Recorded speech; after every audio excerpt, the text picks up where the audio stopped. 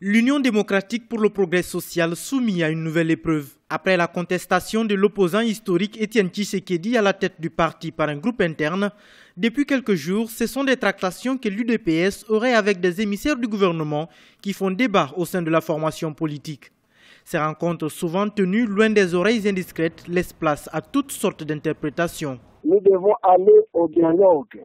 M. Kabila nous a envoyé un émissaire, comme pour dire qu'eux aussi étaient d'accord pour que le dialogue puisse se tenir. Et depuis lors, nous sommes butés à un problème par rapport à la médiation. M. Kabila souhaite une médiation nationale, tandis que l'accord cadre d'Addis Abeba et ces résolutions du Conseil de sécurité des Nations Unies reconnaissent qu'il faut un médiateur international. L'UDPS a en effet eu des rencontres à Rome, en Italie, avec des émissaires du gouvernement entre le 11 et le 17 août 2015.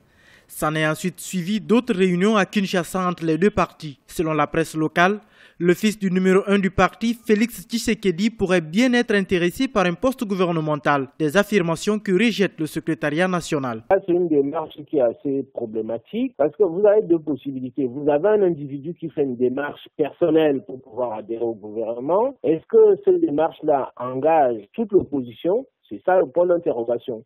Mais étant donné que c'est le fils, c'est-à-dire du leader historique de l'opposition en RDC qui se présente, ça risque quand même, dirais-je, de déranger un certain nombre de personnes, y compris au niveau international, que le fils de l'ancien leader historique se présente à son nom tout seul pour participer au gouvernement d'union nationale. Au mois de juin dernier, le président de la République, Joseph Kabila, a appelé à un dialogue national en vue de la bonne préparation des élections futures. Une main tendue que l'UDPS a bien acceptée, même si dans la presse, des déclarations sur une possible participation à un gouvernement d'union nationale vont bon train, le parti d'Étienne Tshisekedi, principale formation d'opposition, reste catégorique. Il n'en est pas question.